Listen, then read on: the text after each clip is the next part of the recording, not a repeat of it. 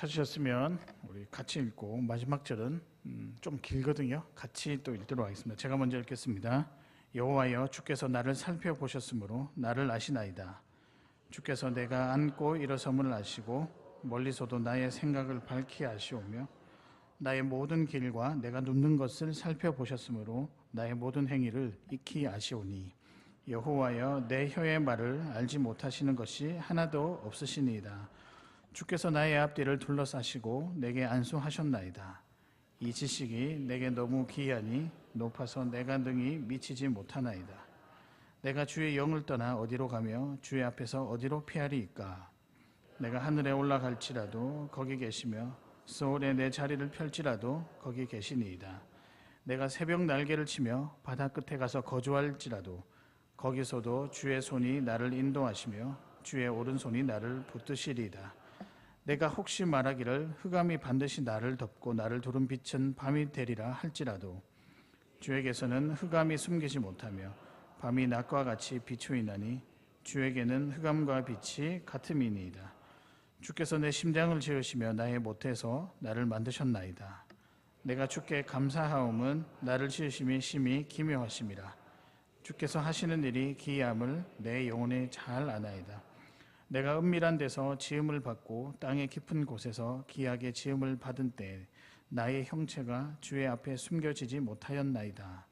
내 형질이 이루어지기 전에 주의 눈이 보셨으며 나를 위하여 정한 날이 하루도 되기 전에 주의 책에 다 기록이 되었나이다. 하나님이여, 주의 생각이 내게 어찌 그리 보배로우신지요, 그 수가 어찌 그리 많은지요. 내가 새려고 할지라도 그 수가 모래보다 많도소이다. 내가 깰 때에도 여전히 주와 함께 있나이다. 아멘. 오늘의 말씀은 살아계신 주 또는 살아계신 하나님입니다. 오늘 본문을 읽어보시니까 어떻습니까? 여러분 좋아하는 구절도 나오죠? 저는 개인적으로 새벽 날개치며, 9절이죠. 새벽 날개치며 바다 끝에 가서 거할지라도 10절입니다. 거기서도 주의 손이 나를 인도하시며. 삶의 절망 가운데서도 우리 주님께서 그 곁에 계신다라고 분명히 약속하셨습니다. 믿으십니까? 오늘 그 마음으로 우리가 오늘 이 말씀을 대하고 함께 말씀을 나누었으면 좋겠습니다. 이번 한 달간은요, 하나님 시리즈, 하나님은 누구신가? 이 질문으로 계속 살펴보고자 하는데요. 그 질문들을 통해서 하나님이 살아계시다, 그리고 나와 함께 계시고, 또 뿐만 아니라 우리가 어떻게 하면 하나님을 잘 믿어야 할까? 하나님을 믿어야 되는 이유, 그리고 마지막은 교회를 통해 일하시기 원하시는 하나님에 대해서 하나씩 묵상했으면 좋겠습니다. 그래서 이번 6월달은요, 여러분 단어 머릿속에 생각나는 단어가 있다면 하나님이란 단어가 생각이 많이 났으면 좋겠습니다. 꼭 마음문을 열고 그 하나님과 동행하며 교제하는 귀한 시간 되기를 진심으로 바랍니다. 오늘 시편 139편은요, 여러분이 참 좋아하는, 또 많은 사람이 좋아하는 다윗의 시입니다. 위로와 격려의 시라고도 할 수 있는데요, 좀 전에 말씀드렸듯이 9절 10절을 제가 개인적으로 참 좋아합니다. 힘들었을 때 위로와 또 격려가 되었던 말씀이어서 제가 늘 기억하고 있습니다.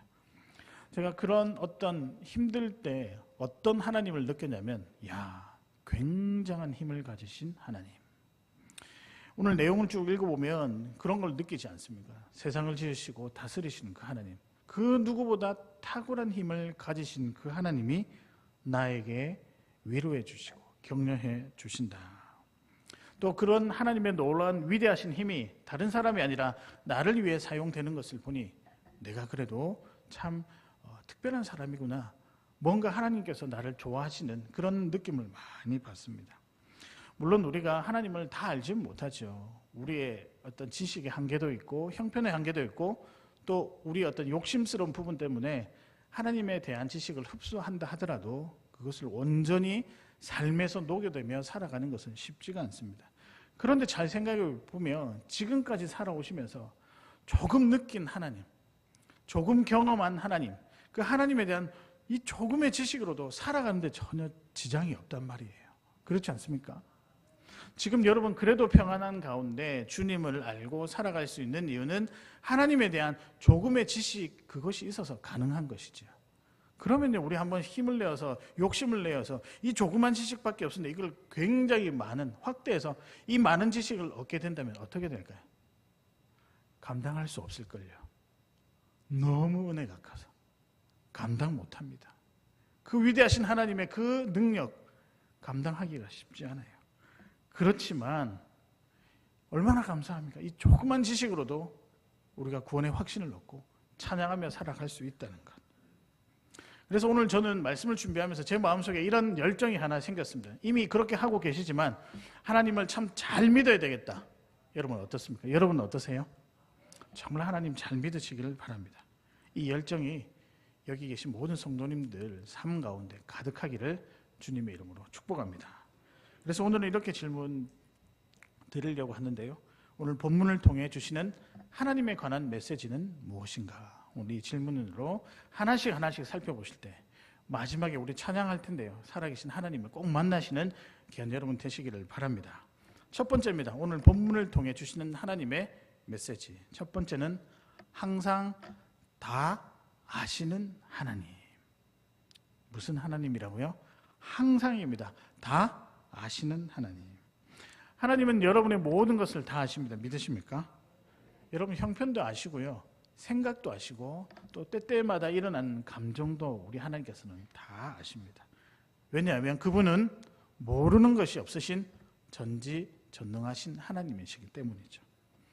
사랑하는 성도 여러분, 그래서요 다른 데서 답 찾지 마시고 오직 하나님에게서 답을 찾고 살아가시는 귀한 여러분 되시기를 축복합니다. 여러분 오늘 본문에 보면은 1절, 6절 그리고 7절에서부터 몇 절까지일까요? 12절까지 그리고 이하 13절에서 18절까지 세 단락으로 나누어서 제가 메시지를 정했는데 세 단락의 내용이 조금씩 다릅니다. 그런데 1절에서부터 6절까지 읽어보면 제일 많이 등장하는 단어가 있어요. 뭘까요? 자, 눈으로 한번 보시길 바랍니다. 1절에서부터 6절까지 제일 자주 등장하고 많이 등장하는 단어가 있습니다. 뭘까요? 안다입니다. 안다는요, 뭐 우리가 평소에는 어떤 다른 사람에 대한 정보를 이렇게 습득한다라고 할 때 안다라고 하잖아요. 근데 성경에 있어서 안다라고 할 때는 단순히 지식적인 것만을 의미하지는 않습니다. 어떤 의미가 더 있냐면요, 깊은 관계 속에서 안다. 그러니까 내가 당신을 안다라고 할 때는 나하고 친밀하기 때문에 우리가 비밀이 없을 정도로 서로에 대해서 속속들이 잘 안다라고 할 때 그때 안다라고 하는 단어를 사용합니다. 오늘 하나님께서 우리에게 이렇게 이야기하십니다. 나는 너의 모든 것을 뭐 한다? 알고 있다. 그럼 어떤 관계가 미리 성립이 되어 있을까요? 하나님과 우리 사이가 깊은 관계가 있다. 근데 그 하나님이 그럼 다르게 표현하면 안다라는 말은 내가 너와 지금 굉장히 친밀한 상태이다. 이미 하나님께서 선언을 딱 하고 시작하시는 거예요. 제가 그러다가 짓궂은 마음이 또 들었습니다. 지난주에도 들었고 이번 주에도 또 들어서 저와 여러분의 관계를 한번 점검을 해보았으면 좋겠다. 그래서 질문을 드리겠습니다. 저와 여러분은 아는 관계입니까? 제가 이럴 줄 알았습니다. 예, 일부에도 그런데 저와 여러분은 아는 관계일까요? 예, 제가 목회를 잘 못한 것 같습니다. 앞으로 더 열심히 하겠습니다. 저와 여러분 당연히 아는 관계죠. 근데 아까 제가 설명을 드려서 저와 여러분은 그러면은 깊은 관계입니까?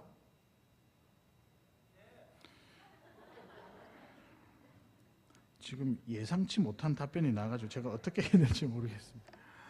저와 여러분 같이 사는 관계니까 깊은 관계라고 할 수 있고, 특별히 저와 여러분은 피부치잖아요. 맞죠? 누구의 피로요? 네, 그러면 아는 관계 맞죠? 친한 관계죠? 근데 왜 굉장히 어색해 하십니까? 네. 맞습니다. 우리가 같이 사는 관계고 사랑하는 관계고 주님 안에서 한 일을 위해서 사명을 가지고 같이 걸어가는 그런 관계죠. 여튼 오늘 여러분의 반응을 듣고 제가 더 열심히 노력하고 더 열심히 기도하고 더 열심히 사역하도록 하겠습니다.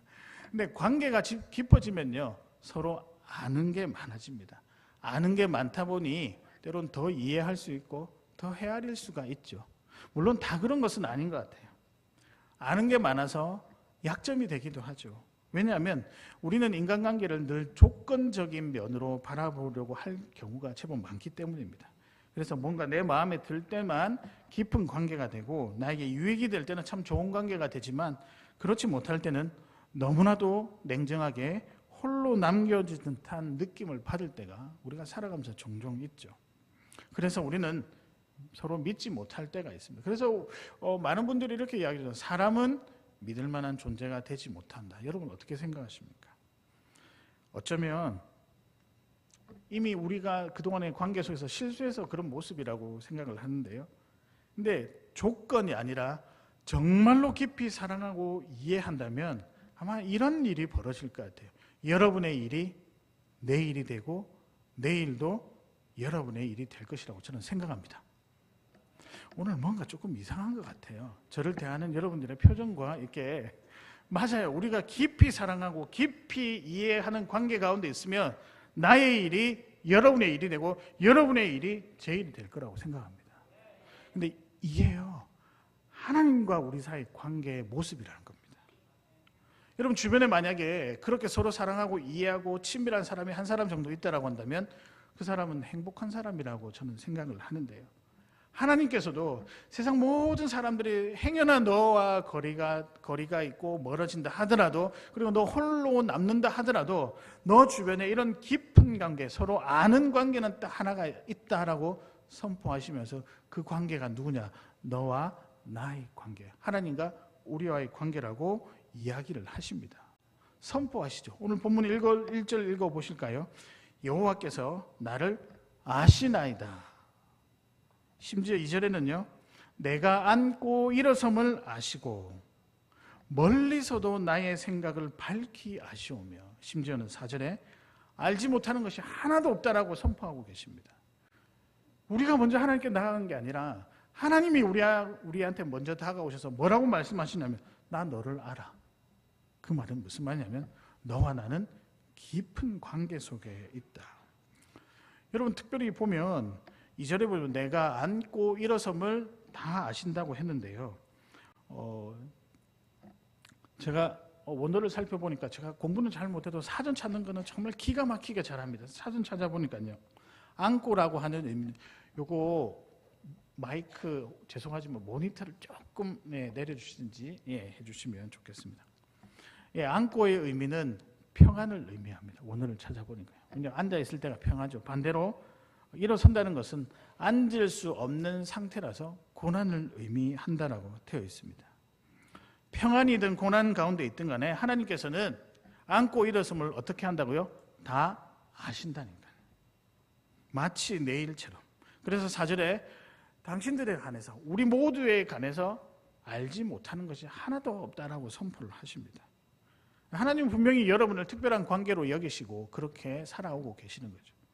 이까지 생각하면 우리가 감사가 넘치고 또 그 다음에 기쁨이 있죠. 하나님이 나와 깊은 관계니까 나도 그렇게 살아야겠다. 그러나 이 시점쯤 되면, 이쯤 되면은 우리 머릿속에서 정말 사라지지 않고 계속해서 따라오는 생각이 한 가지가 있습니다. 어떤 생각이냐면요, 나의 모든 것을 다 아시면서 왜 고난 가운데서는 반응하지 않으실까? 왜 가만히 계실까? 그렇잖아요. 하나님과 우리가 특별한 관계라면서요. 그런데 우리 머릿속에는 항상 어려울 때 하나님 왜 정말 결정적인 순간에는 반응 안 하세요? 왜 가만히 있으세요? 아무리 믿음이 있다라고 하지만 이 생각을 지워버릴 수가 없더라고요. 실제로 하나님이 반응 안 하시는 걸까요? 아니면 반응 못 하시는 걸까요? 물론 여러분 그렇게 생각하시는 않으시겠죠. 아니면 우리가 그렇게 느끼는 것일까요? 주변에서는 그렇게 이야기를 하더라고요. 우리가 좀 둔해서 그렇다. 아니면 저만 그럴까요? 아니면 여러분들도 그렇습니까? 아마 이 문제 앞에서는 단 한 번쯤이라도 이런 생각을 해본 적 분명히 있을 겁니다. 그럼 또 반대의 생각도 들더라고요. 그럼 우리도 하나님을 다 안다라고 장담할 수 있을까? 말할 수 있을까? 아니면 여러분 다른 거 다 제쳐두고 하나님을 알기 위해서 있는 힘 없는 힘 다 내어서 그 하나님을 알려고 피나는 노력을 한번 해보았을까? 또 그러고 보니까 별로 노력한 것도 없고 또 내가 하나님을 다 안다라고 자신 있게 말하기도 조금 어렵지 않나, 그런 생각이 들었습니다. 그래도요, 우리는 연약하니까 그렇다 쳐도 다 아신다면서요. 그 다 아시는 하나님이 필요한 순간에 딱 나와주셔서 적절하게 방향을 인도해 주시거나 답을 해주시면 얼마나 좋을까라고 하는 아쉬움이 우리 인간 속에 다 들 것이라고 생각을 합니다. 근데 제가 이 부분에 대해서 여튼 우리 성도님들 생각하면서 이번 주에 설교를 작성하는데 참 그런 분들 많겠지. 그런데 그때 그 찰나에 스쳐 지나가는 생각이 한 가지가 있었습니다. 혹시입니다. 여러분 그렇다는 게 아니라 혹시 우리가 다 아시는 하나님이 이 세상 모든 것을 다 아신다는 이 사실을 혹시나 부정하고 있지는 않을까? 다 아시는 하나님 온전히 인정하고 있을까요? 인정하지 못할 때도 있지 않을까? 이런 생각이 문득 드는 거예요. 아니면요, 오직 하나님만 바라보라고 하는 말씀을 진짜로 여기고 받아들이고 있을까? 그거는 말씀은 말씀의 이야기고 내 삶에 적용하니까 별로 신통차니까 난 잘 모르겠어라고 생각하지는 않을까? 아니, 우리 속눈썹 한번 치고요, 그 하나님 끝까지 깔딱깔딱 할 때까지 끝까지 믿어본 경험이 한번 있으십니까? 아니면요, 정말 그분이 답이라고 하는 유일한 답이라는 사실을 알고 나는 그분을 온전히 믿고 있을까? 여러분 어떻게 생각하십니까? 저는 자신 조금 없더라고요. 여러분 자신 있으십니까?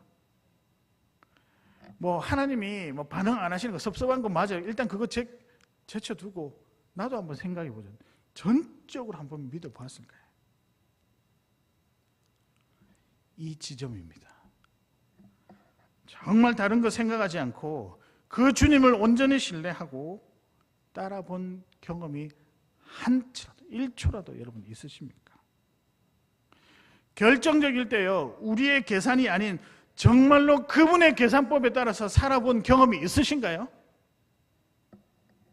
이렇게 생각하니까 점점 미궁에 빠지는 느낌이에요. 하나도 제대로 하는 게 없어 보이는 거예요. 근데 여러분 참 감사하게도요, 이 정도 지점에 이르게 되면 보이는 게 하나가 있습니다. 이건 우리가 보고 싶어서 본 게 아니라 사실 하나님이 우리를 긍휼히 여기셔서 보이게 하신데 뭐냐면요, 기다리시는 하나님을 발견하게 됩니다. 왜냐하면 그분 다 알고 계시거든요. 이미 이전부터 계속 답을 가지고 서 계셨는데 기다리신 거예요. 그냥 쫙 알고 내가 답을 다 알고 있으니까 나만 오로지 믿고 따라와 봐라고 했었을 때 많은 성도들이 처음엔 따라가다가 점점 우리의 생각이 커지고 교만해져서 뒤로 밀려가는 것을 많이 봤거든요. 하나님이 기다리고 계십니다. 그냥 기다리는 게 아니라 다 알고 계시기 때문에 답을 가지고 기다리고 계신다는 것을 깔딱깔딱 할 그때 조금 보이기 시작한다니까요. 어쩌면 하나님께서 이 답을 우리에게 원하셨는지 모릅니다. 오직 하나님만 바라봅니다라고 하는 믿음의 고백을요. 여러분 우리가요, 냉정하게 한번 생각해 보았으면 좋겠습니다. 정말 하나님을 믿는다 하지만 결정적일 때 여러분의 계산법을 가지고 세상 가운데 들이대잖아요. 그럴 때 많죠. 결국엔 믿음의 문제더라고요. 다 아시는 하나님, 그 하나님에 대한 확신이 내가 흔들릴 때는 결국에는 믿음의 문제. 사랑하는 여러분, 말씀은 너무 명확하게 우리에게 선포합니다. 이 세상에 믿고 의지할 분은 다 아시는 하나님 한 분밖에 없다. 여러분 보이십니까? 믿으십니까? 그러면요, 여러분 그냥 보이지 않습니다. 마음 깊이, 그러니까 여러분 끌어오는 가슴 밑에서부터 끌어오는 그 열정을 가지고 내가 하나님 믿어보겠다, 그렇게 온전히 믿어보겠다 발버둥 칠 때 조금씩 보입니다. 왜냐하면 그 하나님은 다 아시기 때문에 기다리고 계신다는 거죠. 물론 여러분들 정말 성실하게 살았습니다. 근데 정말 한번 맡기면서 살아보셨는가요? 저는 그러지 못했던 것 같아요. 저는 여러분에게 솔직하게 말씀드리면 깔딱깔딱 할 때 어떤 생각을 했었냐면 결정적인 순간에 그거 해결하느라 걱정이 너무 앞서서 사람의 계산으로만 가득 차 있고 하나님 생각 단 한 번도 하지 아니하고 그 가장 결정적인 순간에 그렇게 있었어요. 그러고 나서 해결이 안 되고 나서 탓은 누구를 하냐? 하나님 왜 가만히 계셨냐고. 왜 응답하지 않으셨냐고. 물질의 문제요? 자녀의 문제요?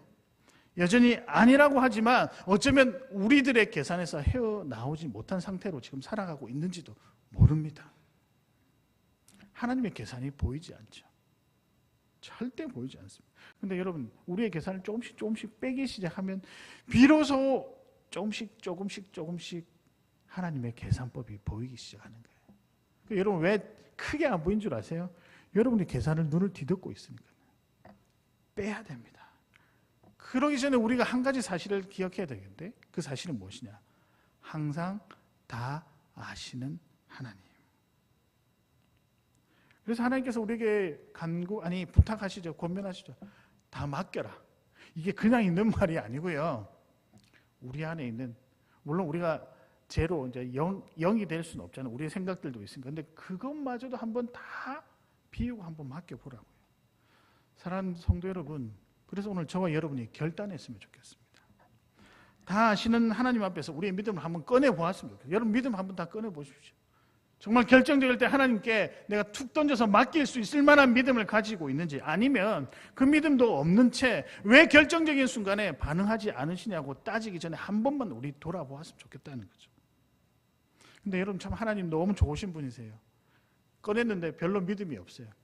야, 너 이때까지 뭐 했니? 라고 단 한 번도 그런 게 아니라, 그래, 이 믿음이라도 있으니까 너무 좋네. 강하게 하십니다. 붙잡으시고 메워주시는 거죠. 이것이 하나님께서 주신 믿음의 실체입니다. 사랑하는 성도 여러분, 그래서 우리 이 시간에요, 다 아시는 하나님 한 번만 믿어보았으면 좋겠습니다. 근데 그냥 믿는 게 아니고 가슴 깊은 곳에서 끓어오르는 그 뜨거운 열정으로 하나님 온전히 한번 믿어보았으면 좋겠습니다. 그러면 그럴수록 무엇을 경험할 수 있냐면요, 온 세상을 다스리시고 주관하시고 지으시고 다 아시는, 특별히 항상 나의 모든 것을 다 아시는 살아계신 하나님을 분명히 발견하게 될 것입니다. 그 하나님과 이번 한 주 동행하시는 귀한 여러분 되시기를 바랍니다. 오늘 본문에서 주시는 하나님에 관한 메시지 두 번째입니다. 항상 내 곁에 계시는 하나님. 여러분이 어디에 무엇을 하든지 우리 하나님은 항상 곁에 계십니다. 믿으십니까? 왜냐하면 그분은요, 그분의 자리를 어디에다 만들어 놓으셨냐면 여러분의 임의로 제가 말씀드릴게요. 오른쪽에 만들어 놓으셨다. 곁에 만들어 놓으셨다. 그래서 오른쪽 한번 돌아보실까요? 하나님 계십니까? 네, 하나님은 어디에나 계시는 분이시죠. 우리를 너무 사랑하시기에 하나님은 우리가 걸어가는 모든 곳곳에 다 계시는 분이십니다. 여러분, 이 고백이 참 중요한 것이요, 이 고백이 여러분을 구원으로 이끕니다. 이 고백으로 살아가신 여러분 되시기를 바랍니다. 최근에 제가 가슴 아픈 일이 있었습니다. 아는 사모님이 계셨는데요, 굉장히 성실히 살다가 젊은 나이에 하나님의 부름을 받았습니다. 너무 젊고 아직까지 초등학교도 들어가지 못했던 그 당시에 어린 자녀들도 둘씩이나 있었습니다.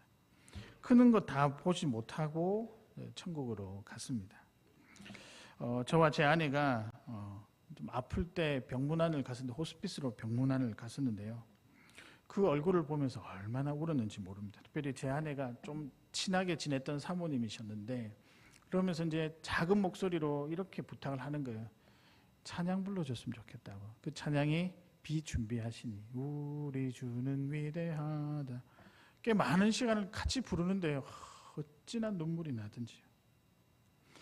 근데 이분 참 성실하게 살았고 정말 열심히 살았고 누구보다도 사랑도 많았던 사람이었는데, 이제는 점점 세상과 이제 이별하는 시간으로 가고 있잖아요. 제가 이런 생각이 드는 거예요. 하나님 어디 계세요? 묻고 싶더라고요. 그래서 그분은 또 시간이 지나서 하늘나라로 갔습니다. 그런데 얼마 되지 않아서 그 사모님의 아버님도요, 병으로 고생하고 있었는데 그분도 몸이 아프셨습니다. 딸의 소식을 늦지막하게 듣고 난 다음에 그분도 얼마 못 있어서 장로님이셨는데 하늘의 부름을 받았습니다. 딸의 소식을 들었을 때 아버지의 마음으로 어떤 마음이 들었을까요? 저는 그 마음속에 이 질문이 들지 않았을까 생각을 하는데, 하나님 어디 계세요? 아니 내 옆에 계신다면서요. 어디 계시냐고요. 성도 여러분, 하나님은 어디 계실까요? 내 곁에 계신다고 하고 나와 항상 동행하신다고 했는데, 근데 이 질문 계속 하고 싶더라고요. 하나님 어디 계세요? 옆에 없는 것 같으니까 그렇게 물어보는 거잖아요. 근데 정말 옆에 안 계실까요? 근데 그건 아니더라고요. 7절입니다. 내가 주의 영을 떠나 어디로 가며 주의 앞에서 어디로 피하리이까. 8절입니다. 내가 하늘에 올라갈지라도 거기 계시며, 그 다음 말이 되게 중요해요. 스올에 내 자리를 펼지라도 거기 계시니이다. 9절입니다. 내가 새벽 날개 치며 바다 끝에 가서 거주할지라도, 10절에 거기서도 주의 손이 나를 인도하시며, 우리가 가는 곳곳마다 따라오신다는 거죠. 여러분, 이 구절은요, 방금 읽었던 이 구절은 보통의 의미가 아닙니다. 함께 계시기는 하는데요, 우리가 가서는 안 되는 곳, 도저히 소망 없는 곳, 그분도 가셔도 안 되는 그곳에까지 우리가 가 있기 때문에 그분이 곁에 계신다는 거예요. 즉 이런 메시지입니다. 너가 어디를 가든지 간에 항상 내가 간다. 여러분, 오늘 본문에 스올이라고 나오죠. 스올은 지옥을 상징합니다. 우리가 그러잖아요. 음부의 권세까지, 예수님께서 죽으시고 음부의 권세까지 내려가셨다. 지옥이에요. 지옥. 가장 낮은 밑바닥이에요. 죄인이 사는 것이죠. 하나님 거기 계시는 게 맞나요? 그렇지 않나요? 아닙니다. 하나님 거기 계실 필요가 없으세요. 사실 우리도 이제는 지금을 살아가는, 믿음을 가지고 살아가는 우리도 지금 있어서는 안 되는 곳이에요. 그런데 뭐라고 되어 있습니까? 스올에 내 자리를 펼지라도 거기 계시나이다. 그까지 따라오신다는 거예요. 그래서 나를 지키시기 위해서, 나를 너무 사랑하기 때문에 그까지 오신다는 거예요. 바다 끝이라는 것도 소망이 없는 것을 비유한 상징입니다. 바다 끝에 가서 소망이 전혀 없는 그곳에서도 우리 하나님이 계신다는 거죠. 그럼 왜 그 하나님께서 스올까지 내려오셨을까요? 내가 있는 그곳까지, 죄인인 상태에서 있는 그곳까지 내려오셨을까요? 우리를 건지시려고 그랬죠. 독생자 예수 그리스도가 죽으시고 음부의 권세까지 내려가셨다니까요. 거기서 뭐 하셨습니까? 우리를 대적하는 모든 사탄의 악의 세력들을 물리치시고 우리를 살리시고 3일 만에 뭐 하셨을까요? 부활하셨습니다. 여러분, 우리에게 있어서는 더 이상 스올이 의미가 없죠. 그럼 여러분에게 질문 드리겠습니다. 그 주님이, 우리 곁에 계셨던 그 주님이 지금 어디에 계십니까? 지금 어디에 계세요? 하늘 보좌 위에서 우리를 위해 여전히 중보하고 계시죠. 그러면요, 여러분은 어디에 있습니까? 여러분 아직까지 스올에 있습니까? 거기에서 같이 우리 예수님께서 계셨다고 했잖아요. 근데 그분이 어떻게 되었죠? 그분이 3일 만에 부활하셨다. 그럼 여러분 지금 어디에 계세요? 답은 간단하죠. 하나님 곁에 있죠. 하나님 나라 안에 있죠. 하나님 다스리는 통치 영역 안에 하나님 나라에 있는 거죠. 우리 곁에 계신 거죠. 좀 전에 말씀드린 사모님 곁에도 그 죽음을 맞이하는 그 순간에도 하나님께서 함께 하셨습니다. 그리고 그분에게 놀라운 영원한 생명을 선물해 주셨죠. 죽음을 이기고 부활하여 스올이 아닌 천국에 지금 그분도 있습니다. 슬픔도 아픔도 없는 영원히 행복한 천국에서 주님과 함께 있죠. 물론 남은 자녀들 생각하면 너무 마음이 아픕니다. 근데 그 가족들도요, 그 남편도 제 후배입니다. 목회자인데요. 그러더라고요. 장례식이 지난 다음에 전화를 하니, 잘 지내냐고 하니, 형님 궁금하셨죠? 제 마음이 어떨지 먼저 묻더라고요. 딱 이 말하고 뭐 이렇게 하고 이제 전화를 끊었는데, 천국에 소망 가지고 열심히 살고 있습니다. 하나님 나와 함께 하시더라고요. 제가 더 이상 무슨 말을 할까요? 무슨 위로를 할까요? 본인이 그렇게 하나님 곁에 계신다는데. 근데 저는 그 친구의 이야기를 들으면서 확신이 생겼습니다. 10절입니다. 거기서도 주의 손이 나를 인도하시며 주의 오른손이 나를 붙드신다. 그분이 내 곁에 계시기 때문에 우리는 실패와 낙담이 별로 중요치 않아요. 두렵지가 않습니다. 삶의 걸림돌이 될 수도 없고요. 심지어 죽음조차도 여러분의 걸림돌이 될 수 없습니다. 믿으십니까? 왜냐하면 모든 것을 이기신 그 하나님이 여러분 옆에 계시기 때문입니다. 여러분 있잖아요. 발 한번 내딛는 거 여러분의 발에 다리에 힘으로 내딛는 것 같으세요? 착각하지 마세요. 만약 그렇다 생각한다면 그건 교만이에요. 하나님이 곁에 계시기 때문에 같이 내딛어 주셔서 안전하게 계시는 거예요, 여러분. 이게 우리의 성도의 삶입니다. 믿으십니까? 그렇기 때문에 여러분 힘을 내시기를 바랍니다. 왜냐하면요, 모든 것을 이기신 그 하나님이 우리 곁에 계시기 때문이죠. 그분이 이기지 못할 것은 하나도 없습니다. 빌립보서 2장 9절에서부터 10절 말씀인데요. 이러므로 하나님이 그를 지극히 높여 모든 이름 위에 뛰어난 이름을 주사 하늘에 있는 자들과 땅에 있는 자들과 땅 아래 있는 자들로 모든 무릎을 누구의 이름에 꿇게 하시고 예수의 이름에 꿇게 하시고 그 예수님이 여러분 곁에 계십니다. 믿으십니까? 그러니까 항상 내 곁에 계신 하나님 믿고 의지하며 살아가시는 귀한 여러분 되시기를 주님의 이름으로 축복합니다. 마지막입니다. 오늘 본문에 하나님에 관한 메시지 마지막은요, 여러분에게 드리는 위로인데요. 항상 후회가 없으신 하나님이십니다. 후회가 없으신 하나님 앞에 방금 생각이 나는데 항상이란 말을 하나 넣으시면 좋을 것 같은데요. 항상 후회가 없으신 하나님. 하나님은요, 여러분들을요, 저와 여러분을 단 한 번도 후회한 적 없는 존재로 여기십니다. 믿으십니까? 대답 잘 못하시겠죠. 후회 안 하신다니까요. 왜냐하면요, 우리를 누가 지었을까요? 우리를 하나님이 지으셨습니다. 우리는 그분의 형상입니다. 그래서 가장 귀한 존재입니다. 하나님은 원래 후회가 없으시죠. 왜냐하면 그분은 완벽하시고 그분은 최고시니까요. 이 사실을 꼭 기억하시길 바랍니다. 자, 그러면요, 여러분은 어떻게 태어나셨습니까? 사람과 사람 사이에 사랑 때문일까요? 물론 생물학적으로는 그렇게 표현할 수 있겠죠. 그러나 성경은 증거합니다. 13절인데요. 주께서 내 내장을 지으시고 나의 모태에서 나를 만드셨나이다. 그리고 우리를 지으시고 하나님께서 우리를 만드셨다는, 태어나게 하셨다는 거죠. 14절입니다. 나를 지으심이 심히 기묘하심이라. 심지어 16절에 형질이 이루어지기 전에 주의 눈이 보셨으며 나를 위하여 정한 날이 하루도 되기 전에 주의 책에 다 기록이 되었나이다. 무슨 말이냐면 이미 여러분을 지으시기 전에 하나님의 계획 안에 여러분의 이름이 생명책에 기록이 되어 있다는 말이에요.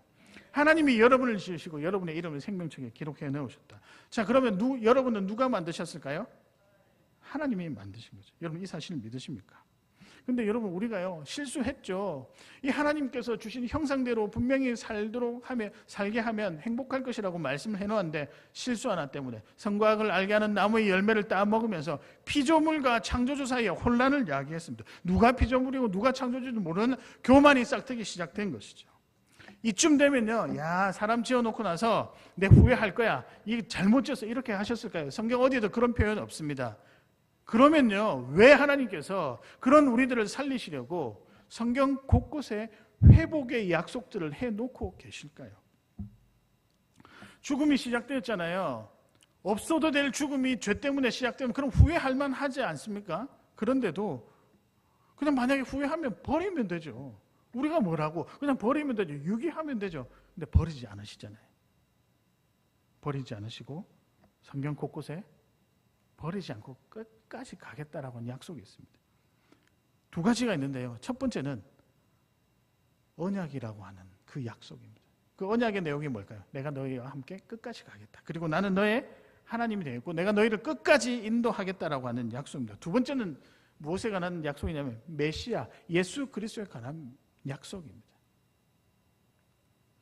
후회하지 않으시기 때문에 하시는 약속이에요. 온전한 형상으로 다시 회복되는 거. 그래서요, 믿음이 우리 안에 들어오면요, 영혼이 회복되면 하나님의 형상이 회복된다고 하는데 하나님의 성품을 닮아가는 거예요. 그래서 그리스도의 장성한 분량이 충만한 데까지 이른다라고 하는 것은 다름 아니라 하나님께서 후회하지 않으시기 때문에 이 영혼을 가장 귀한 것으로 내가 다시 세워가는데 도와주겠다, 이렇게 약속하시는 겁니다. 끝까지 책임지시는 은혜죠. 여러분의 생명을 예수님의 피로 값없이 사셨습니다. 후회할 수 없는 자녀이기 때문에 하나님께서 가장 자기의 좋은 것을 내어놓으시면서 여러분을 살리셨다고요. 만약에 뭐 생각해 보십시오. 후회하면 그냥 버리면 되지 뭐. 뭘 그렇게 깊게 생각하실까요? 그래서 14절에 여러분을 보고 이렇게 표현합니다. 내가 주께 감사하오면 나를 지으심이 심히 기묘하심이라. 이런 기묘하다는 말 나중에 시편에 또 다른 비슷한 표현이 나오는데 여러분 혹시 들어보셨습니까? 신묘막측하다. 누가 그런 분 봤어요? 연애 제 후배인데요. 그 친구 되게 좀 고지식한데 연애할 때 그 지금 사모님 되신데 그분한테 당신의 아름다움 신묘막측합니다. 우리 다 토했습니다. 너무 신묘막측합니다. 근데 이 표현이 하나님께서 쓰시고 계시다는 거예요. 기묘하다. 그리고 16절에는 형질이 이루어지기 전에 생명이 탄생하기 전에 이미 여러분을 선택하시고 생명책에 이름을 기록해 놓으셨다. 자, 여기까지는 분명히 하나님께서 선포하셨습니다. 후회가 없으시다고 선포하셨잖아요. 그럼 그 다음에는 우리가 좀 해야 될 일이 남아 있습니다. 마지막으로 제가 그것을 조금 언급하면서 말씀을 마무리하고 있는데 우리가 해야 될 일이 한 가지가 있습니다. 이제 힘을 주고 하나님께서 우리를 후회하지 않으신다고 하니 여러분이 힘을 내어 해야 할 한 가지가 있습니다. 따라하시길 바랍니다. 어깨 한번 펴시고요. 당당하시길 바랍니다. 믿으십니까? 주의 백성으로 주의 자녀로 당당하시길 바랍니다. 움츠러들지 마세요. 그럴 이유가 없습니다. 왜냐하면 하나님께서는 여러분을 가장 아름다운 존재로 후회 없는 존재로 만들어 주셨습니다. 그렇게 살도록 해놓으셨다니까요. 가끔 제가 우리 성도님들을 보면요, 많이 위축된 채 살아간 분들을 종종 만나게 됩니다. 뭐 여러 형편이 들어보니까 물질이 없어서 능력이 없어서 심지어 배운 것도 없고 글도 잘 모르고 뭐 하나 제대로 할 줄 아는 것 하는 것이 없어서 그리고 어떤 어려움 속에서 헤쳐나갈 능력도 없고 힘도 없고 담대함도 없어서 그냥 움츠러든 채 살아가신 분들이 있습니다. 물론 그 마음은 다 이해는 하지만요, 말씀은 그런 여러분들을 기묘한 존재라고 분명히 선포하고 있습니다.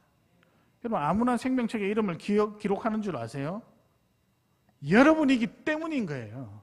하나님이 여러분의 형편 때문에 그런 게 아니라 여러분이기 때문에 그분의 마음에 여러분을 정하셨기 때문에 그게 가능한 거예요. 더 이상 제가 무슨 설명을 드려야 될까요?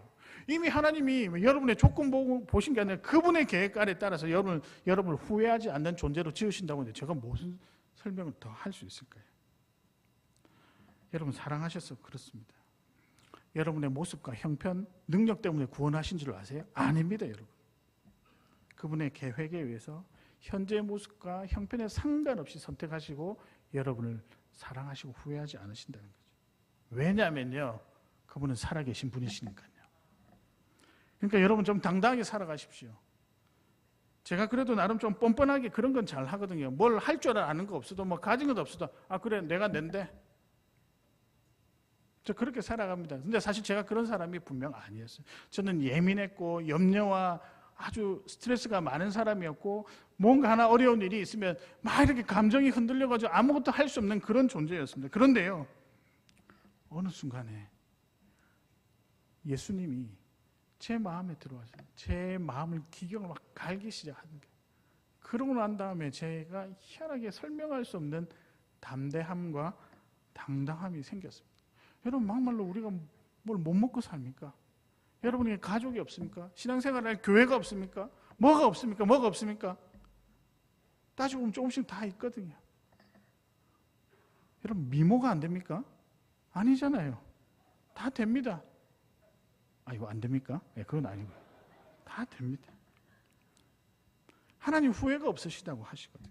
그러니까 여러분 어깨 펴고 좀 당당하게 살았으면 좋겠어요. 우리가 예수 그리스도의 십자가의 능력을 가지고 살아가는 사람들 당당하게 살았으면 좋겠습니다. 그래서요, 어깨 좀 펴고 사셨으면 좋겠어요. 오늘 예배당 문을 나갈 때 이번 한 주간 제가 여러분에게 드리는 숙제입니다. 어깨 펴고 당당하게 살아가십시오. 우리는 그렇게 해도 됩니다. 왜냐하면 하나님은 우리를 후회하지 않으시는 존재로 여기셨기 때문이죠. 그러니까 여러분 우리 열심히 한번 잘 살아봐야 되지 않겠습니까? 결국 믿음이 이긴다. 그렇게 한 주간 우리에게 하루 한 주 시작됐는데 당당하게 살아가신 여러분 되시기를 진심으로 바랍니다. 왜냐하면 이 하나님이 우리의 하나님이십니다. 믿으십니까?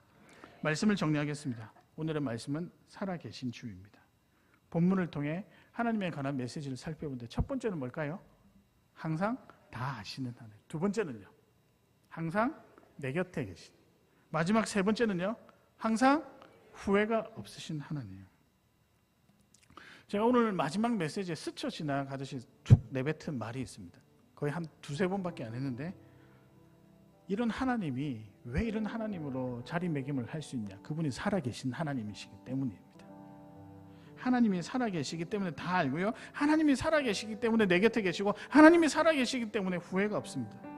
가끔 우리는요, 죽은 존재로부터, 대답하지 아니한 존재로부터 답을 얻으려고 빠둥빠둥거리며 살아가는데 택도 없습니다. 살아계신 그분에게 답이 있습니다. 믿으십니까? 그분은요, 단 한 번도 멈추지 않으시고 처음부터 지금까지 우리를 창조하시고 인도하시는 놀라운 능력의 하나님이십니다. 오늘 그분에게 답이 있으니 힘들어도 그분에게 다시 엎드리고요, 때로는 너무 마음이 힘들어도 다시 한번 그분께 요청하십시오. 나와 함께 해달라고. 그러면 우리 하나님 응답해 주실 것입니다. 믿으십니까? 오늘 그 하나님 찬양하며 나가도록 하겠습니다.